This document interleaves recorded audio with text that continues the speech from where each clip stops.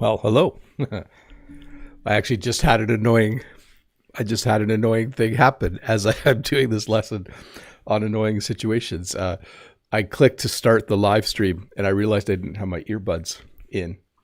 And then the sound comes out of my laptop. So that's not a good thing.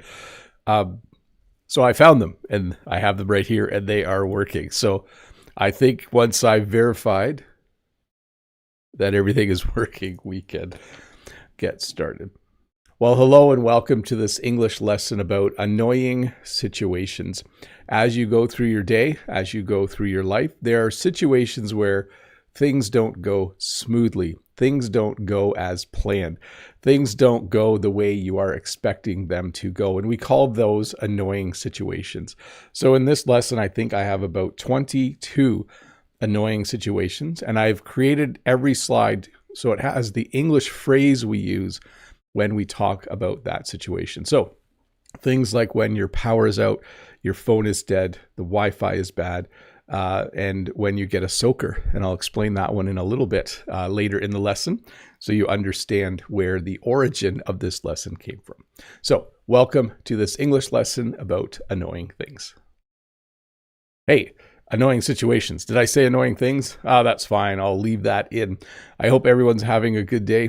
I know I've done lessons in the past about pet peeves. I've done lessons in the past about things that bother you. The other day, I stepped in a puddle and I got a soaker. A soaker in my part of the world is when you step in a puddle or some water and it gets in your shoe and your sock gets wet. We call that a soaker. And so I thought, I should do a lesson about annoying situations like that. So we'll do that in just a few minutes. And I hope this lesson doesn't turn into an annoying situation for you. I also had it this week where the internet at my house wasn't working properly. And so they made a few tweaks. I think they actually came out while I was at work. And it seems like everything is working great so far.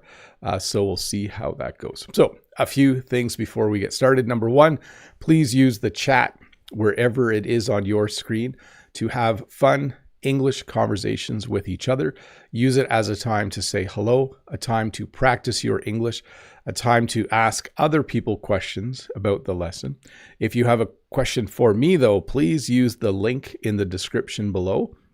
Or if you look in the chat, I did pin the link to the form you can use, and I will pause a couple of times through the lesson to answer those questions. In the chat, no, that says, nice buzz cut, Bob. You look great. It's cold, though. I'm wondering if this was a wise decision, whether I should have kept my hair longer in order to keep my head warm, but I'll have to start wearing a winter hat, or what I call a toque, soon. So that's the deal. Let's get this English lesson started. I'm not rushed, but I have to keep pace because I actually have to go to work a little earlier than normal. A lot of teachers are sick, and I think I'm going to have to sub a class. When you sub a class, it means I teach someone else's class because they're sick. So here we go. Let's start. Your power is out. So this can be very, very annoying when you're trying to get something done. A very annoying situation. If the power went out right now at my house, the live stream would start. So when your power is out, it means you have no electricity. You can't turn on the lights. You can't use anything that like your TV or your washing machine. You just have to wait until the power comes back on again. So again, this is the phrase I use most often to talk about this situation. I'll phone my sister and I'll say, hey, is your power out? Because our power is out. And she might say, no, my power's not out. It must just be at your place. So when your power is out, not a nice situation. It's difficult in winter climates when the power is out because your house gets colder. Every hour the power is out and you really hope it comes back on. So when your power is out, an annoying situation. When your power comes back on, very, very nice situation. You're locked out. So this is another situation that inspired this lesson. This didn't happen to me, but it almost happened to me. When you're locked out, it means that you don't have your keys for your car or for your house, and they are most likely inside your car or in your house, or they are in your car or in your house. I almost locked myself out of my car the other day. Well, not exactly. I thought I was locked out because I didn't have my keys on me. And all of a sudden, briefly, I thought, oh no, am I locked out? Did I leave my keys in my car and lock my car? But thankfully, they were just on my desk. So when you're locked out, it means you can't get into something because the car or the house or the apartment is locked and your keys are inside, or you simply don't have the keys.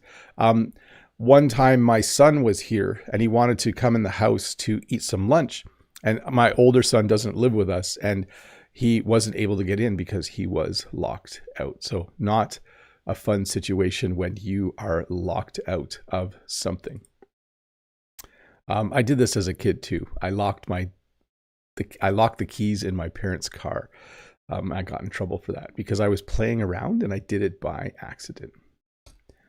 You're stuck in traffic, never a nice thing to have. I never have this because I drive to work through the countryside. But I do know that some of my friends who drive to work on the highway are sometimes stuck in traffic. Some of my colleagues get stuck in traffic on their way to work. So when there is a traffic jam, when the cars on the road are unable to move, and it's stop and go traffic. I think I taught that phrase before as well. We would describe that as being stuck in traffic. So if I go to Toronto on a Friday at 5 o'clock, I will be stuck in traffic. It is guaranteed because so many people are on the road at that time. I would be stuck in traffic. Your alarm doesn't go off or you slept in. So this is kind of two ways to describe the same situation. You can sleep in by choice, but if your alarm doesn't go off or you sleep past your alarm, that's another way to describe it, or you simply say you slept in, this would be something that would happen on a work day or a school day when you are supposed to be somewhere. You could say, sorry, boss, I'm late for work. My alarm didn't go off.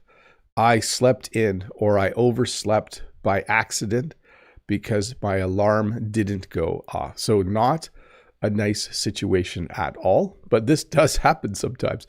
This happened to me once on a Friday when I had a live English lesson to do. I didn't have to go to work. So in my mind, I didn't think I needed to set my alarm. So then in the morning, my alarm didn't go off.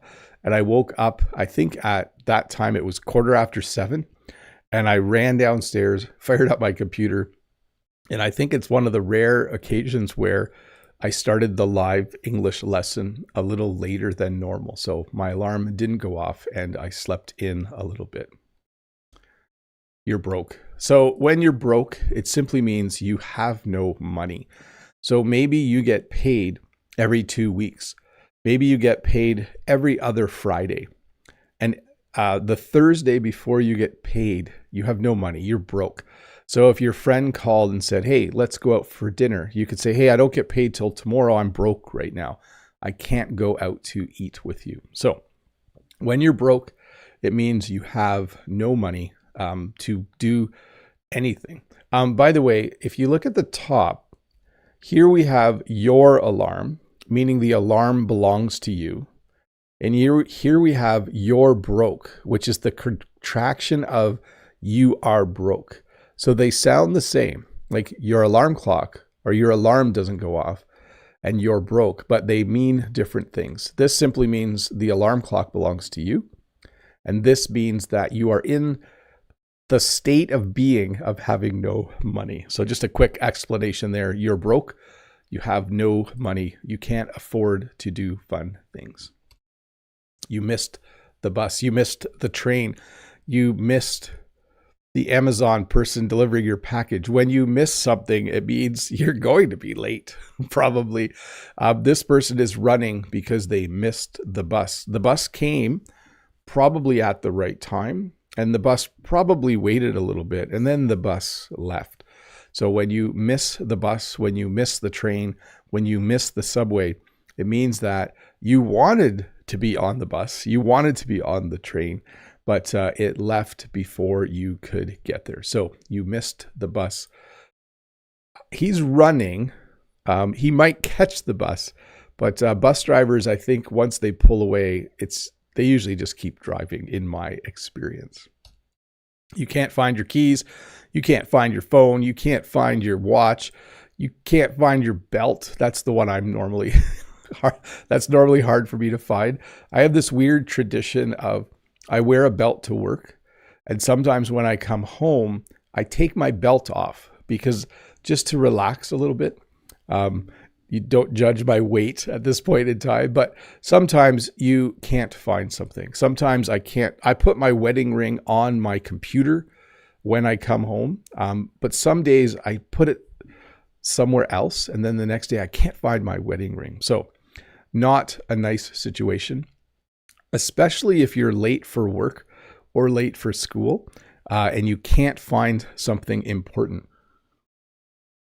Never a good time, never an enjoyable time. Hey, let's do some questions. Let me see here. If you're one of the 175 people who are watching, welcome. I'm happy to have you here. I hope you are able to learn just a little bit of English. From Rami, I'm just going to address this. I love you. I want your phone number and your WhatsApp. I don't give out my phone number. I will never give out my phone number. Far too many people would end up calling me. I appreciate that you enjoy my lessons and listening to me, but that's going to be, in English, here's the phrase. That's going to be a hard no. In English, when you say something is a hard no, it's like no. There will never be a yes in this situation. So, Rami, I appreciate that you watch my lessons. I appreciate that you would love to talk to me, but I simply can't do that because it would get a little bit too overwhelming. From Know That. Hello, Bob. What was the most annoying situation you have ever experienced? Is there a specific one that comes to mind? Thanks in advance, Bob. On a small scale, when I can't find something, like we just talked about when you can't find your keys, that is probably the most annoying situation, like on a small scale, because I know I caused it. If I can't find my keys, it means I left them somewhere dumb. If I can't find my wedding ring or my watch, no one moved it or put it somewhere else. I lost it. So I find those situations very annoying. The other one that I find extremely annoying, I don't know if any of my colleagues are watching right now, I do not like working with people who don't pull their weight. So if you're working with a group of people, there are people who work hard and there's people who don't. I do not enjoy working with people who don't pull their weight. Definitely, I don't have that on the list, but man, that is that is not enjoyable. From Know That, I like the emojis. Know That you found the scarf emoji. That's definitely an appropriate emoji for today. I think it's -7 out there. Do you often face heavy traffic or even traffic jams on your daily commute, Bob? No. Or only when there are unexpected roadworks or detours? Thank you. So I drive through the country, through the countryside on the way to school or on the way to work. There's never any road work because most road work is done in the summers out in the country. And there's not enough traffic for there to be a traffic jam. Once I think there were animals loose, like cows, and we had to go around. But no, generally not. I think there was once where they were working on a bridge and I had to take an alternate route. So it took me 14 minutes to get home. Uh-oh. Jen put paper up to block the sun and it just fell down. She was so kind this morning. So I was just surprised. If you were wondering if I'm going to have like the glow, I can lean forward and get it. So anyways, what was I going to say about that? Yeah, I think I finished answering it. From Takagaro, hello, dear teacher Bob. Have you ever played Cities Skylines? I think we need an N in there. 2, some things in the game are a bit annoying, aren't they? I really enjoyed playing SimCity when I was much younger. I played City Skylines one, I don't know if it was one or two, which version, and didn't, it wasn't as enjoyable. I did enjoy playing it, but it wasn't as enjoyable as SimCity for me. I like the original SimCity. I still sometimes play it. You can find it on websites and you can play it. I'm just going to tape the paper back up. Give me 1 second here.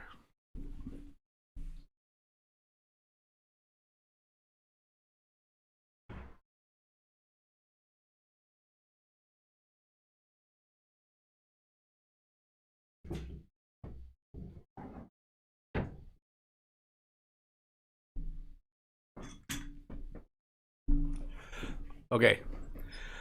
There, that's better. Hopefully it stays up long enough for the sun to move enough to be out of my eyes. Let's see.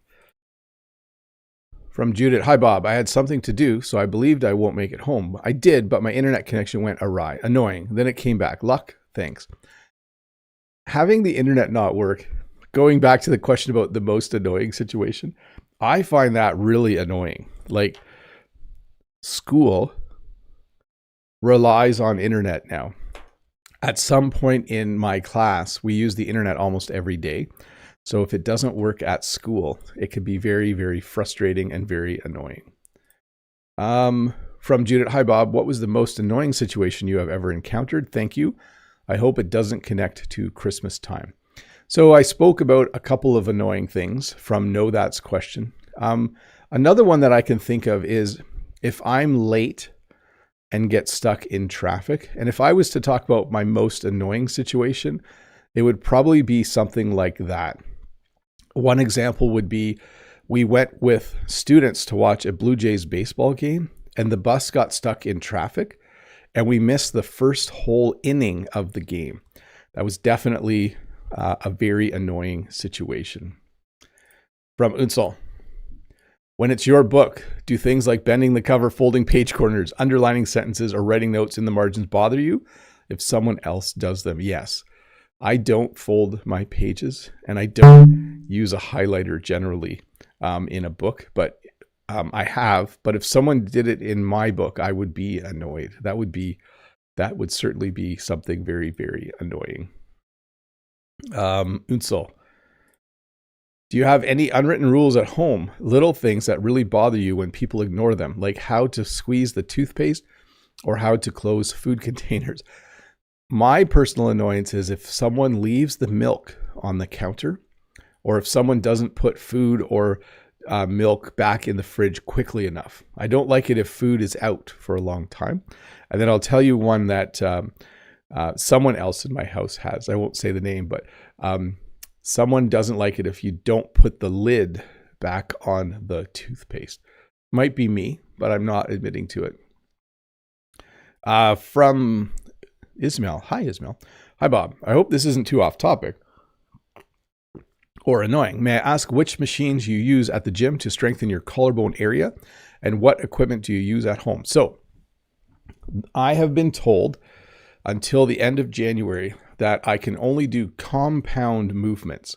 So I can do an overhead press. So you're using your shoulder, your tricep. So I do the overhead press machine. I do the chest press machine. I do the row machine where you pull towards you. I do the lat pull down machine. I do what I call the dip machine or the push down machine. Did I get all of them? I think so. They don't want me to do lateral raises with weights yet or flies. Compound movement would be where the elbow, the shoulder, all of those joints are in action. So that's what I do so far at the gym. And it's kind of embarrassing. For 6 weeks, I was only allowed to do 5 pounds per hand. And now I'm allowed to do 7.5 pounds per hand. And in a couple weeks, I can do 10 pounds per hand. So I'm not lifting anything heavy, but it certainly is great to be able to build a bit of strength again. For those of you that don't know, I broke my collarbone early last summer, and I am still getting back to normal with that. Okay. Vitor, one thing that annoys me is when I buy something online and the delivery person throws it over the wall. Yes. We had it once where the delivery person just threw it out in the lawn. And the problem with that is our dogs they'll think it's a game then. And then they want to chew on it. Not very nice at all. Hey, let's get back to the lesson. There are more questions, but I will get to them in about 10 minutes. And let me go. Here we go. Your phone is dead. This is a pretty common one. This thing has to last all day for me. I might need to text Jen later. I might need to look something up. I might get a text message from my boss saying, hey, can you sub a class today? So when your phone is dead, it's annoying. And it simply means the battery in your phone is at 1% or 0. Like if someone says, talk quickly, my phone is going dead. Or if you're talking to someone and all of a sudden they're gone, it might be that their phone is dead. So when your phone is dead, you can see the little battery symbol here. I think this person actually is charging their phone, but you wouldn't be able to use this phone yet. There's not enough battery power. We sometimes say juice. There's not enough juice in the battery yet. You spilled coffee on your shirt. This hasn't happened to me, but as a dad, sometimes when we had babies, they would burp or spit up. And so I always made sure in the morning I would have a baby cloth on my shoulder if I was carrying one of our kids around when they were really, really little, because sometimes they would burp or they would spit up a little bit and you would get some baby food or something on your shoulder. I shouldn't say never. I don't really remember this ever happening to me, but I'm not someone who drinks a lot of coffee. But if you're wearing a white shirt and you spill coffee on your shirt, that is an annoying situation, especially if you're at work, because you would need to figure out how to get a clean shirt. You can't walk around all day. This guy maybe could put a tie on, but I think you would still see it. So spilling coffee or anything else on your shirt or pants, not a very nice thing. You forgot your wallet. So this is different than not being able to find your wallet or your keys. This means that you are driving and you don't have your wallet with you. You're at a store and you go to pay for something and you don't have your wallet. So you don't have money or your bank cards. This happened to me once as I got pulled over by a police officer for speeding. And I said, I'm sorry, officer, I don't have my wallet with me. And he actually just gave me a warning. This was about 20 years ago. I was so thankful because he just said, could I see your driver's license and proof of insurance? And I said, I forgot my wallet. I just live 4 kilometers from here. You can follow me home and I'll show you. And he was like, yeah, no worries. Just don't speed in the future. And so since that day, I have never, ever gone over the speed limit again. Sorry. That's an example of me stretching the truth or exaggerating a little bit. You get a soaker. I mentioned this at the beginning of the lesson. When you get a soaker, in my part of the world, I'm not sure if this is the same in every English-speaking part of the world, but where I live, if I said to someone, I got a soaker as I walked across the parking lot, it means I stepped in water, I stepped in a puddle, and my feet are now wet. So that's the important distinction. If you step in a puddle and the water doesn't get in your shoe, that's great. That's not a soaker. If you step in water and the water gets in your shoe or your boot, that is a soaker. A very, very frustrating and annoying situation, especially if it's cold outside, because as soon as your feet get wet when it's below 0, it's just not nice. Like if it's -1 and there's still puddles, they're not quite frozen yet, and you get a soaker, you need to change your socks and shoes almost right away. Otherwise your feet will get really cold and freeze. Your computer wants to update. This has happened to me a number of times in my life, where all of a sudden your computer says it needs to update and you have no choice, or you turn your computer on and it's doing an update. I almost had this morning. I had something similar.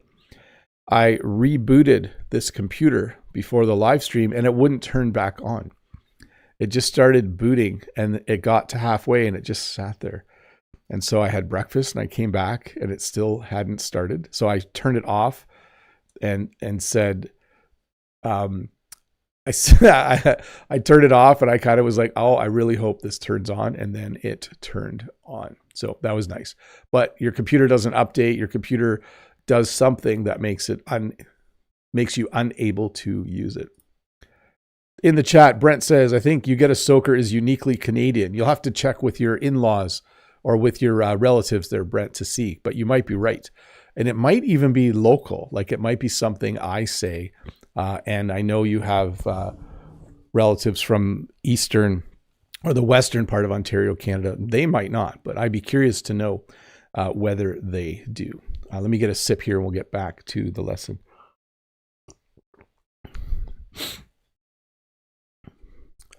People overstay their welcome. So when someone overstays their welcome, it means they stay longer than they said they were going to stay. So this can happen in one visit. So maybe someone comes over and you think they're going to go home at around 11. Is this guy wearing, this is not me, by the way. I don't think my hair is that white, but that's a nice blue shirt. Excuse me. This can happen in one visit where you think people are going to go home at 11 and they end up staying till 1 in the morning. They overstayed their welcome. You might have house guests who say, hey, can we stay at your house for 2 or 3 days? And then they end up staying for 5 or 6 days. We would then say they have overstayed their welcome. Now, it's important to note that this would mean that you want them to leave. Okay, if someone visited me and said they were going to stay for 3 days and they said, hey, I'm thinking of staying for 5, and I would be like, that's great. That's not the situation. The situation is people come to visit, they say they're going to stay a certain amount of time, they stay longer, and the person they are visiting is annoyed by that. So people overstay their welcome or overstaying their welcome, not a nice situation. The Wi-Fi is bad. This is similar to the internet being down. When you are somewhere and the Wi-Fi is bad, it's annoying. For me, this happens when I'm at the grocery store. I guess it's not the Wi-Fi, but my phone connection is bad. In our town, if I'm at the local grocery store, I can't text Jen. I have to do it in the parking lot before I go in the store. So again, that's not really the Wi-Fi. That's my cellular connection or my data connection. But at our school, some days the Wi-Fi is bad. I think it's a lot better now, but that can be frustrating for students and teachers when you need to connect to the internet and you can't. This is the other slide related to why I am doing this lesson. This happened to me the other day. I think it's gone now, and it was in a similar spot where I got a paper cut. The worst injury a teacher can get besides a collarbone. But anyways, a paper cut. You're using paper. Paper, believe it or not, is actually quite sharp and it can cut you. And so you can get a cut from a piece of paper. It's kind of weird. And it usually happens when you're using like the photocopier or making a whole bunch of copies of something. And then all of a sudden the paper hits your hand and you get a paper cut. They aren't deep cuts. They only hurt for a little bit. Although if it's on your knuckle and then you keep using your finger, it can really be annoying. That situation can be annoying for a whole day when you get a paper cut. So not fun. None of these situations are fun. They're all annoying. That's the whole point of doing a lesson about annoying situations. Your pen runs out.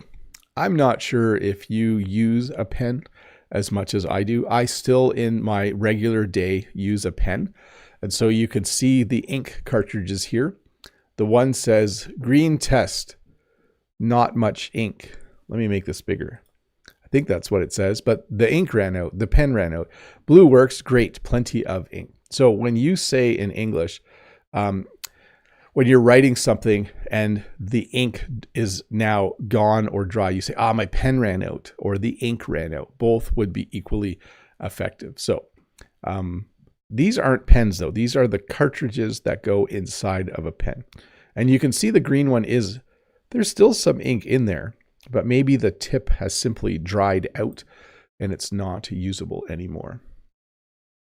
Let's go to members only chat and let's keep on moving along here. Let me get this here button pushed where it says members can chat. If you're wondering what's happening for 10 minutes during every live lesson, members can ask questions directly in the chat. And I'm also going to gift a membership right now. Let me get that done. I usually give away one membership during every live stream. So if you are a member, or if you just received a membership, if you are LC Tarais, you just got a gift membership. So if you go to the posts section of my YouTube channel, you will see all of the members only posts now. So you can look at those and you can read those and you can enjoy them and you can watch the Wednesdays with Bob video and everything else that comes along with being a member. Let's see here. From Ayat. Hi, Sir Bob. Hope you're doing well. I want to ask you about these two idioms, a little fix there. To go down in flames and to go belly up. So a little fix there. Do they have the same meaning? Thanks in advance. So to go belly up means that you are running a business and you are out of money and you can no longer run the business because you need to declare bankruptcy. This means that you owe people money. You do not have enough money coming in from your customers. Your business is no longer viable. And so you go belly up or you go bankrupt. To go down in flames means to go from a position where people like you or you're successful to a position where people don't like you or a position of failure. So you could say, he was a great actor, but he said some things online. Now he's going down in flames. Or you could say their business was doing well, but then they made a mistake and now they have no more customers. Their business is going down in flames. So when you go belly up, it specifically means your business has gone broke. You have gone bankrupt. And when you go down in flames, it's kind of the process of failing at something. I'll do one more here, and then I'll get to the members only. Hi, Bob from Jackal. How can I speak these phrases, phrasal verbs, or sentences fluently, automatically, effortlessly, and naturally like a native speaker? Through a lot of practice and intentional practice. If you learn 5 phrasal verbs, you need to intentionally write sentences using those phrasal verbs, and you need to decide you're going to use those phrasal verbs in your next conversation with your practice partner or with someone at work. Like, you can't just learn the meaning. You have to decide to actually use it in regular, everyday conversation, whether that's written or in person. From Anna. And Jill the War. Hi, Bob. You have really good English and it's really easy to understand and learn. I am glad that you are saying that. I do try to speak as clearly as possible. For those of you that would love it if I talked full speed all the time, you can always turn the speed up on a video and that will simulate that a bit. Pedro says, I hate when I bite my tongue accidentally. Yes, that is annoying. And I sometimes bite my cheek. I don't know why. I should probably go to the dentist. That is very annoying as well. From Know That, what are you up to today or this weekend, Bob? Are you planning to go out and about or just enjoying a more low-key weekend? A heartfelt thank you. I have to make my English lesson this weekend because I'm making another lesson where I'm getting a little sponsorship from Preply, and I have to have it done before Monday morning in Europe so they could approve it. So I have to make a lesson tomorrow morning. I don't know exactly what that lesson will be yet, but that is my primary focus. And then Jen and I need to get some Christmas shopping done. From Rocky Day, I am watching 6 months back. Probably I do very much helpful to make understand English. Thank you, sir. You are welcome. So you're a little behind, but you know, there's lots of videos to watch. Hopefully you can watch them and catch up to them. By the way, I was out in public yesterday, and an English teacher from a different school who teaches night classes asked if I was Bob the Canadian, a person I didn't know. And they thanked me for my lessons and said they use them in their classes. So I'm like, okay, you're welcome. Felt good, I guess. Let's see here from Ismail. I'm not sure if you're interested in having a small home gym, but if you could only choose one piece of equipment to have at home, which one would it be? I have already chosen those three. We have a small home gym. We have an exercise bike, a treadmill, and we have a weight, like a little bench, like that will incline. And then we have dumbbells from, I think, 2 pounds up to 50 pounds or 35 pounds. So I know that's not one thing, but that is my little home gym. So if I need to work out at home, I can. Let's see here. Know that. I'm not sure if I've already asked you this before, but speaking of power outages, what was the longest outage you've had to go through? Thanks, Bob. Almost 4 days, 4.5 days. And it was in April, probably over 10 years ago. We had an ice storm. Ice storms are very destructive because it's raining, but it turns to ice, and it lands on the power lines and makes them very heavy. And so they start to fall. But the problem is it's happening everywhere. So we had even like the power lines in front of our house were on the ground. So it took 4-5 days almost for them to fix everything. We were lucky because we got power back after just under 4 days, but we had to run a generator for 4 days. And luckily we have a wood stove, so we could burn wood to heat our house. But yeah, that was not nice. Not a nice time. Ismail, can you tell me a bit about the GTA, Greater Toronto Area shipping works? Thanks. So I don't know a lot about the GTA. So there's the city of Toronto. And then Toronto is such a big city that it's like other cities are part of Toronto now, like as it grows. So you have the Greater Toronto Area, which is huge. It's enormous. I would simply say this, if you're talking about shipping, like if you order something from Amazon and you live in Toronto, you'll probably get it the same day or the next day. Freddie Wolf. Bob, would it be annoying for you if a student would answer a phone call while you're teaching your class? Yes, I do not allow that. By the way, I'm pretty sure that's forbidden. What would your reaction if it happened? So here's what does happen. Students might say, so we have some students, older students, who work in the winter doing snow removal. And those students will often say to me, sir, I'm doing snow removal this winter. If my phone rings during class, it means I have to go to work. And that sounds odd. You might think students need to stay in school, but for the 7 or 8 students who do this, it's their job. It takes a long time to clean up snow. And so sometimes you'll have students who will, but they'll tell me well in advance. They'll just say, hey, for the next couple months, if I get a text or my phone rings, I have permission to go to work. I don't know if Brent has that in Maine as well. I know Brent's at a middle school, so it's a little different. But I have like 17 or 18-year-old students in my classes sometimes who do snow removal. Freddie Wolf, about traffic, depending if I'm heading out at 7 or 7:15, there would be a big difference in the traffic jam on the highway. That's annoying.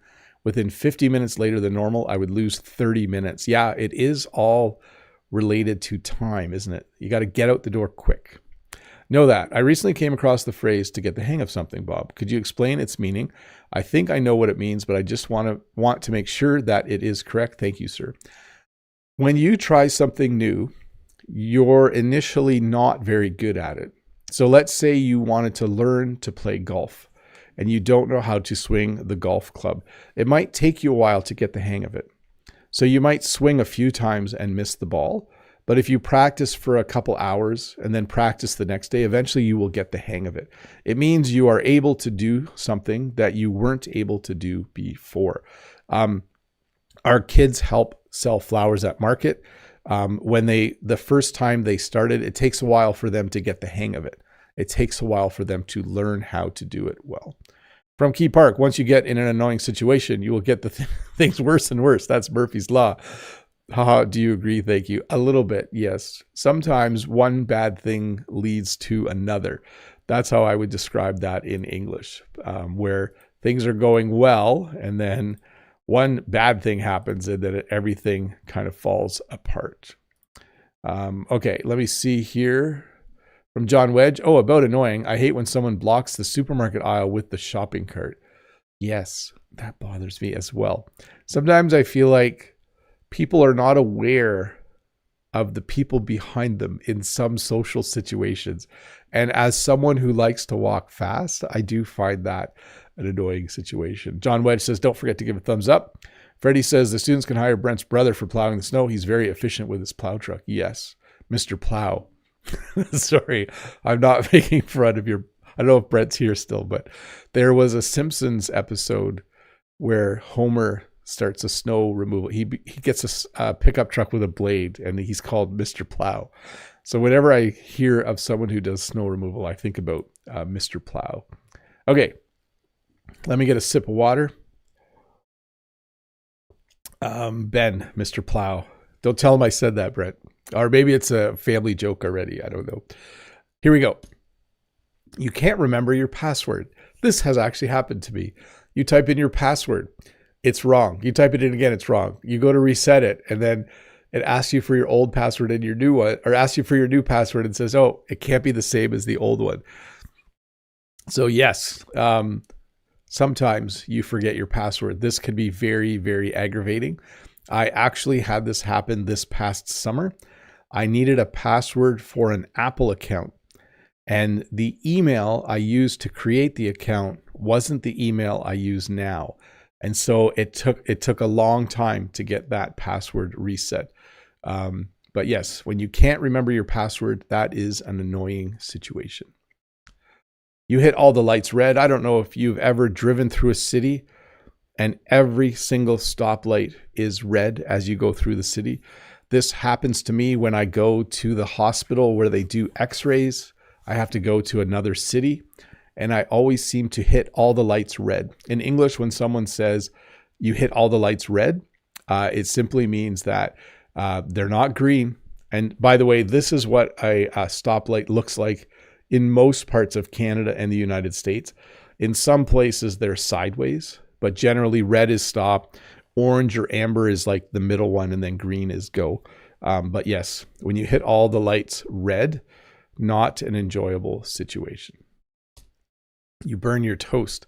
So I'm planning on, I actually have an idea for this that I'm going to do next week, but I'm kind of curious which one of these you prefer when you make toast. If you are someone that makes toast. For me, it's somewhere in this row, somewhere in this row.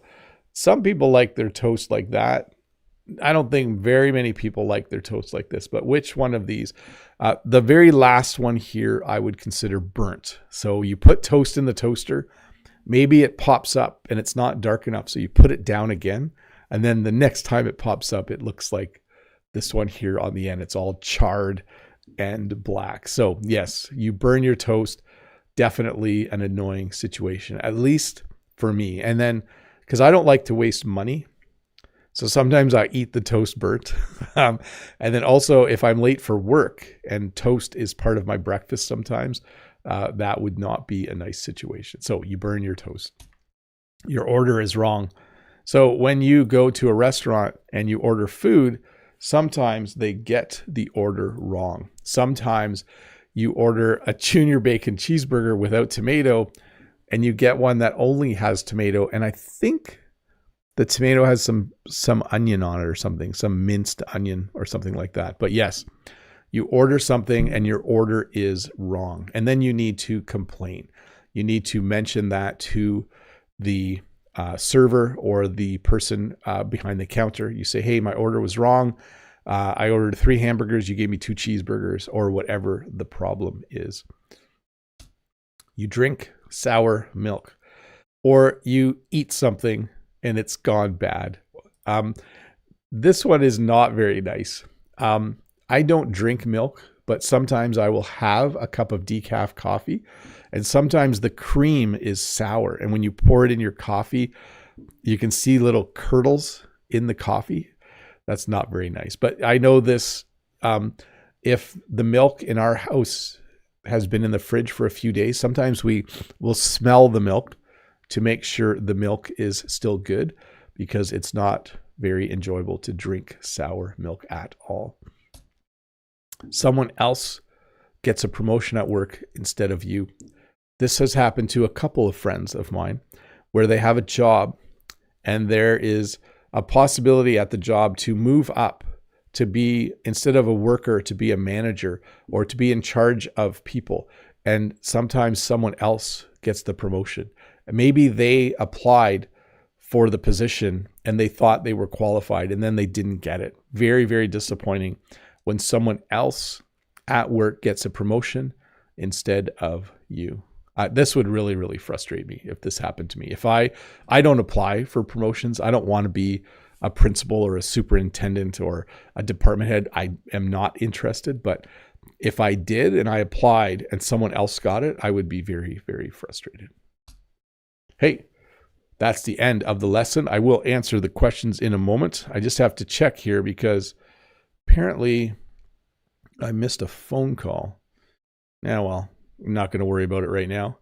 Didn't look too important, so I'll just let that be. Let me answer the questions here, and then we will wrap this up. Let me see what we have from Minos Mill. Hello, or hi, Mr. Bob. Have a wonderful day. The most annoying thing to me is people who complain about everything. Yes. I think you should say like a couple good things for every one complaint, like a 2-for-1 deal. 2 for 1. Like say, oh, it's a nice day. It's beautiful weather. Too bad it's so cold. There, see? Let's see here. I'm just reading back here. Hafia is singing the Mr. Plow song. Okay. Next question is from Judith. Oh, I have a few questions here. I better keep moving. Hi, Bob. You seem always so cool. How do you look like when you are annoyed? I couldn't quite see that. Let me go to the actual live stream. See what I look like. Oh, the live stream's actually kind of far behind.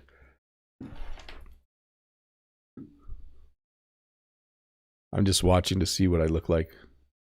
Yeah, that's not really it. There's a more serious face than that. I don't know if I can pull it off, but yeah, there's definitely no smile. I don't know. That might not be it either, but I definitely have a very powerful annoyed face, apparently. Amran says, I'm so annoyed, little fix, when my sibling hogs the bathroom. So a couple little fixes there, Amran, but I 100% agree. When someone is in the bathroom, brushing their teeth, using the toilet, having a really long shower, it can be very, very annoying. Thankfully, we have 2 bathrooms, but when all of my kids are home, sometimes we still have that situation.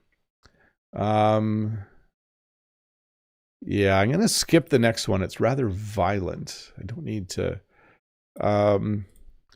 Unso, hi again. How do you stay calm when someone uses your stuff, interrupts you on purpose, or tests your patience in creative ways?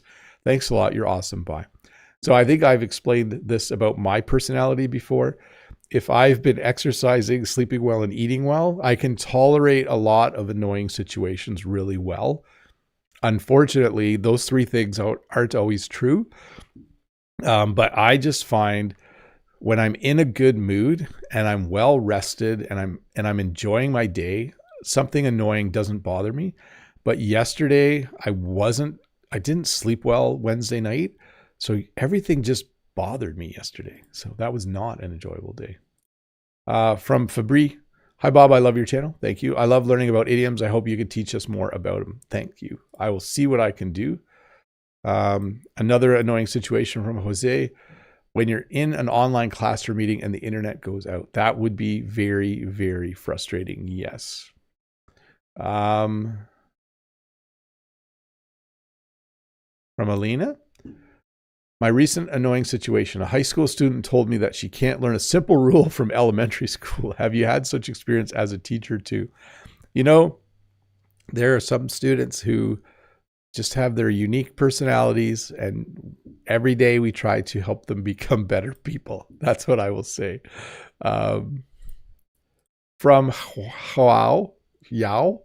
Hello, Mr. Bob. I live in Canada for 5 months, and now I'm trying to go back there. I need to do the English exam. Do you have some advice? Hire a tutor. There's a link to a place called Preply below. Great place to find a tutor. Hire a tutor well in advance and explain your goal. Say, this is my plan. I'm going to be taking this test. Please help me prepare for it. And when you look for a tutor, find one who specializes in exam preparation. Let's see here. From Judith. Hi, Bob. Paper cut can be the most painful under your nail. I have had that right on the tip.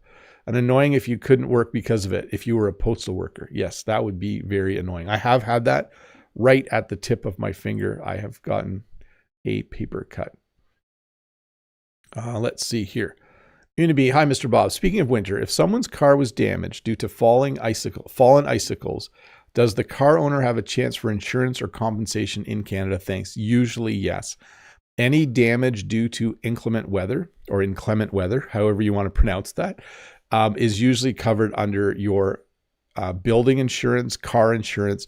There would be insurance for that. If I parked my car and an icicle fell on it, my insurance would probably cover it, or the owner of the building would cover it. Oh, from Freddie. Bob, by the way, during your 25-year teaching award, what kind of present did you get? I got a gift certificate to a very, very fancy restaurant that I can take Jen out to eat probably 3 times. It was a nice amount. Merci beaucoup. C'est bien mérité. Thanks for that, Freddie. Okay. As I mentioned, I have to roll as soon as possible here. I'm done the questions. We're done the lesson. And I am going to wrap it up. No, that says, thank you for the awesome lesson and your time, Bob. I wish you and your family a lovely Friday and a wonderful weekend. Take care of yourself. I wish the same for you. Know that, and for all of you. And that being said, we're going to end this. Bye, everybody. Have a very, very nice weekend. And don't get into too many annoying situations. Remember, this lesson, an edited version will come out in a couple days.